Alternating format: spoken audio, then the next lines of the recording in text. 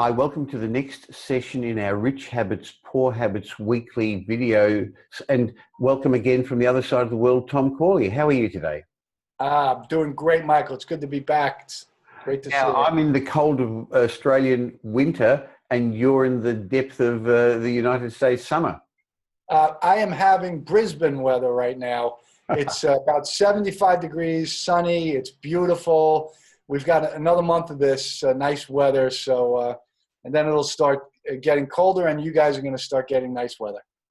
Fantastic. Now, last week's session got a lot of comments and a lot of people were watching it on Facebook and on YouTube and on our blogs because we started to discuss the thinking habits of the rich, because I know in your research it was evident that thinking was fundamental to the success of the rich people.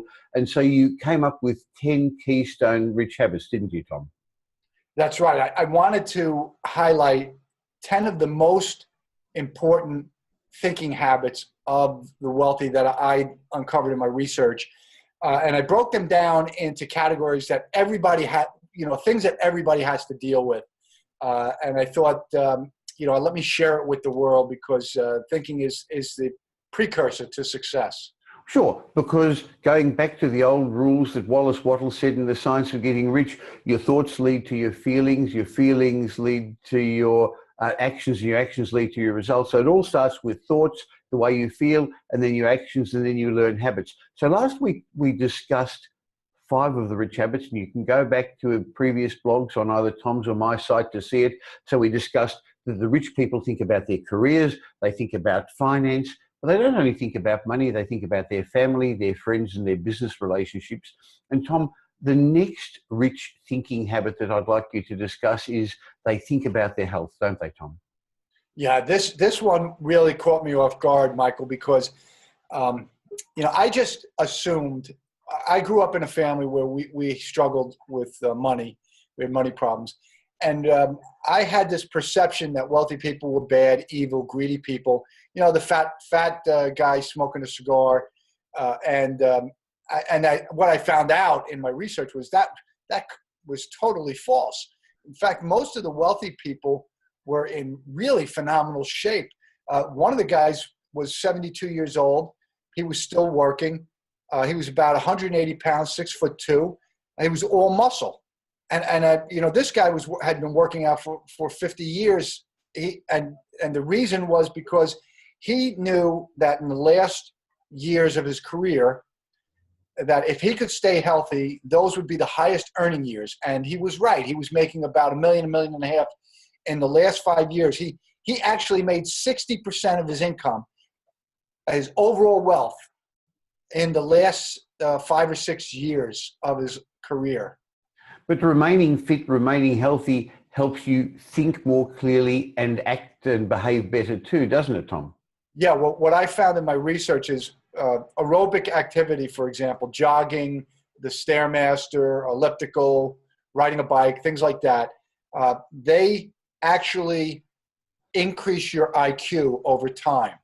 And they do it by... So that's interesting. It actually increases your IQ. So I can still become cleverer, can I, Tom? Yeah, you can increase your IQ about 15 points from now to the end of your life if you engaged in about 20 to 30 minutes of aerobic activity every day. Good. I'll double my IQ then. That sounds good.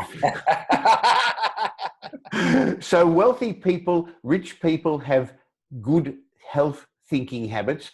But Tom, they also think big picture, don't they? They actually set goals, they have dreams, and they pursue them. Yeah. So one of the things that I think really, you read about it, you hear people talk about it all the time, but to actually see it in the data that I gathered, that the individuals who were wealthy, who pursued a dream, had twice the net worth, and they accumulated that net worth, that's $7.4 million, in a third of the time because they were pursuing a dream. Why is it so important to pursue a dream and the goals behind the dream? Because when you're pursuing something you're passionate about, Michael, you're going to break through the brick walls that other people will just turn around and walk away from. You're going to overcome the obstacles. You're not going to let the potholes stop you from from keeping going along the path. You're going to really just keep doing everything you possibly can, because why? You're passionate. You love what you're doing, and nothing is going to stop you. So pursuing a dream is really the fast track, and it will double the amount of wealth that you accumulate. But Tom, it's not just dreaming, they actually plan. They set goals and they have a plan. So your job is to plan to be the person you plan to be, because if you don't plan that, then any road can get you there, but any road can get you lost as well. But they're also realistic. I know that you found in your study that one of the thinking habits of rich people was that they also thought about their problems and their challenges. Yeah. Now, this is an interesting thing, because problems are negative things, right? Now, and rich people, well, self-made millionaires anywhere, are positive people. So you would think that, well, a lot of the wealthy people try to avoid thinking about negative things. But when they are thinking about their problems, they're not thinking about them in a negative way. They're thinking about, how can I get rid of this problem? How can I minimize this problem? How can I eliminate this problem so I never have to think about it again? So they're going through a lot of brainstorming on their problems, not to worry about them, but to get rid of them. So that's what was interesting to me, is they faced their problems, but with an express purpose to eliminate them from their lives. Well, what it does is help you plan again in some ways and eliminate those pressing problems. You also found that wealthy people think about contribution. They think about charity. They think about giving back to their community.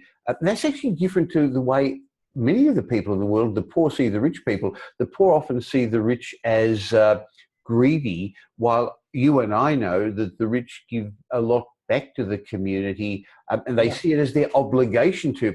And Tom, one of the things I learned as I learned that, and it took me a while to understand the importance of this, it's now my obligation to become richer, because it allows me to give back to more people. And only it's our end of tax year time here in Australia. I've just yesterday done a whole list of the donations I've given to give to my accountant. I keep them. And I was actually very proud, and I felt good and humbled that I've helped so many other charities. And it was a personal thing. And I think I know there's some people I've helped along the way. So that's an important part of the thinking of rich people, isn't it? It is. And they're not just, listen, one of the wealthy people said, you never really, how many poor people's names have you seen on a hospital wing or a new building for a college or a university? He says it's always the wealthy people that are making these huge contributions.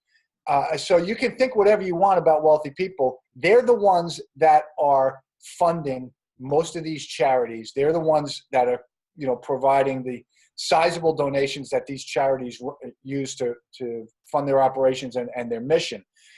And it's not only the money that they're giving time. I mean, I'm telling you, a large percentage, over 50% of the wealthy in my study were on some board, some nonprofit board, some business group where they're devoting their time. They're trying to help the community in some way. I was at one time on 4 boards. After I found out about this rich habit, I said, oh my gosh, I better get going. So I joined 4 charities, and I found myself on 10 committees and 4 boards. And my point is this: if you want to be wealthy, you have to emulate what the wealthy do. And one of the things that they do is they devote their time and their money to nonprofit charitable organizations. The way I find some people think is, well, that's easy for them. They're rich, they can do it. When I get rich, I'll give as well. And in my mind, that's not the way it works. You can do it for your school. You can do it for your church. You can do it for your synagogue. Yeah, you don't necessarily have to have money to give if you haven't. But as you correctly say, Tom, you can give time. And that's a way that I think is a great way of giving charity and also being grateful. That's another one of the characteristics of wealthy people. And Tom, of the last of the 10 thinking habits of rich and successful people, they think about happiness. What do you mean by that? Well, listen, the whole purpose of living, in my opinion, is to be happy. It's the pursuit of happiness.